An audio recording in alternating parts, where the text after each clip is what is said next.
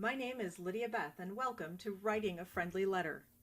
In this video, you will learn why we write friendly letters and how they are properly written. Writing letters can be fun. Would you like to write a letter to a friend? I bet you do. Let's learn how so you can get started. Let's go!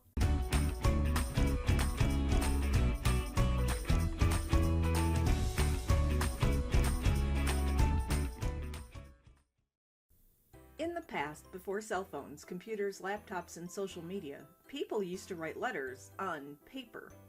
Did you know we still do?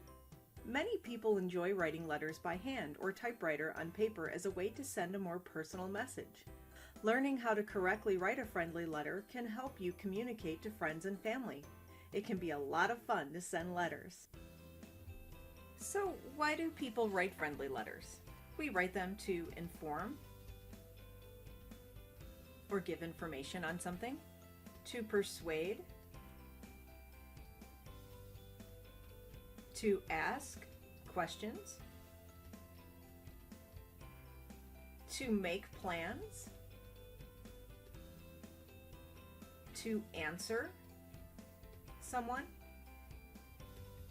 to thank someone, my favorite, or even to apologize. All of these are informal reasons. Informal reasons mean that they're for fun or for personal reasons.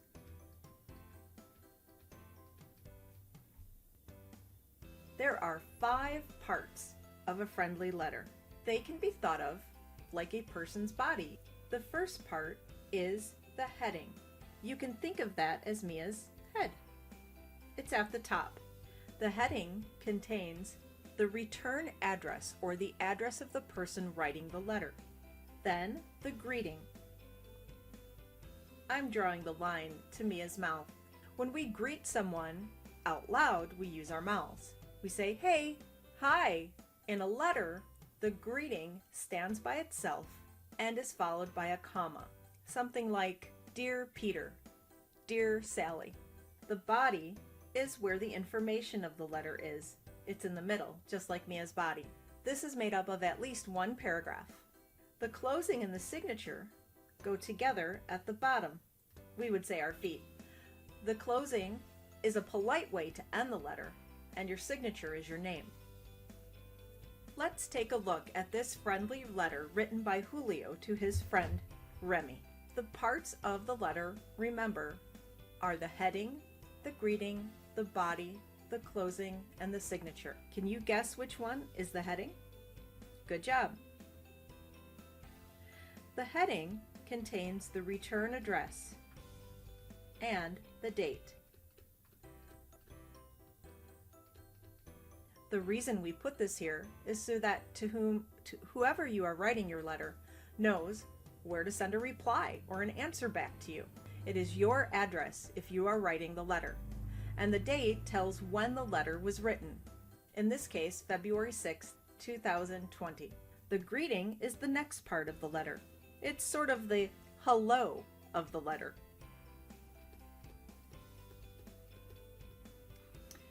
The greeting usually uses the word dear and the name and a comma. Capitalize the D in dear, and the person's first name is capitalized. The next part is the body. In this case, the body here has 2 paragraphs. Notice that the paragraphs are each indented, just like you would when you're writing a regular paragraph. The closing and the signature together end the letter.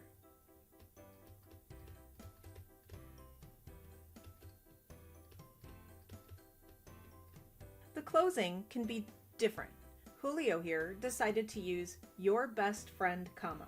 You could use the word regards,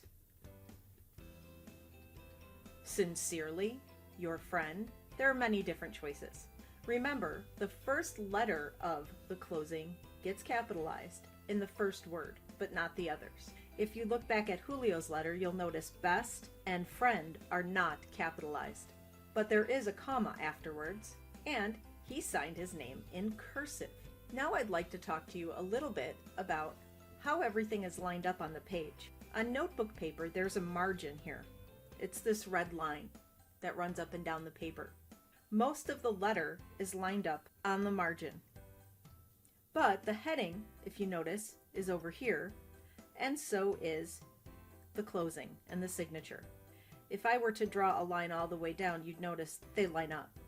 That's a lot on one page. Let's take a look at a fresh sample. Here is a letter from, can you guess? Very good, Peter. Peter wrote this letter. He wrote it to his friend, good job, Sylvie. And if you notice, he wrote on something called stationery. It doesn't have any lines or margins or holes to follow. The normal parts of our friendly letter are there. We have, what's this called? Good job, the heading.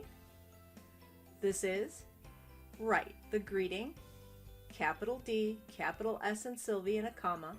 What are these two paragraphs called? And notice they're indented here and here. Very good. These two paragraphs make up the body. And over here we have the word sincerely capitalized with a comma and Peter's signature. Oh, I gave part of it away.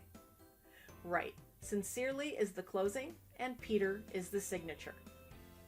I want to point out a couple of things about indenting. If you notice, there are no margins on this paper because, as I said, it's stationary.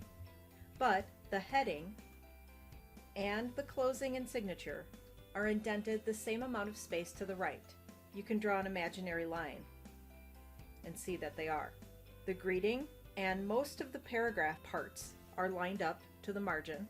The first line of each paragraph are indented just like a normal paragraph. It's very important. Now that you have a letter to send, how do you send it? Well, there are three ways. One, just give it to them. The second way is electronically. This means email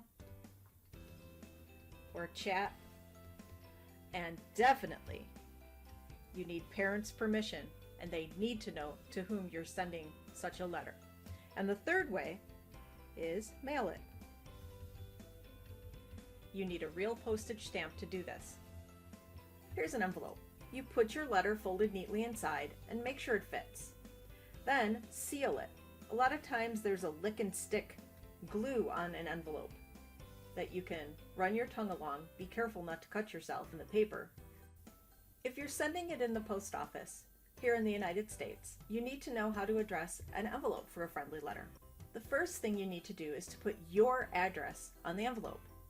Your address, well, yes, it's called the return address, and it goes right here.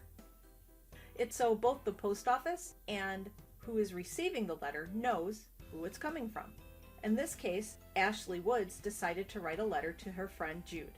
So her address goes here in the upper left-hand corner. You can see she has her name, her street address, number, street, and she lives in an apartment. The name of the city, Kapolei, Hawaii, is the state, and the zip code. This is the addressee, the person who will get the letter in the mail. She's writing to Jude Phillips, 704 Practice Street, that's his address, in Hereford, Washington, 97844, the zip code. And the last thing she needed to put is the stamp. This is an official stamp. You have to spend money on it and buy it from the post office or from a store that sells postage stamps. Ask your parent. A regular sticker won't do, and you'll get your letter back. Let's practice how to address an envelope. Where would the sender go? Well, that's you. Very good. In the upper left-hand corner. What about the addressee? This is also known as the recipient. I'll give you a hint. It's your friend's address. Great job. It goes in the middle. And last but not least, you're way ahead of me, the stamp. Well, now you're ready to start writing your very own friendly letters. To whom will you write? Make your letters interesting and full of details, and remember to always be clever. Hey, hey.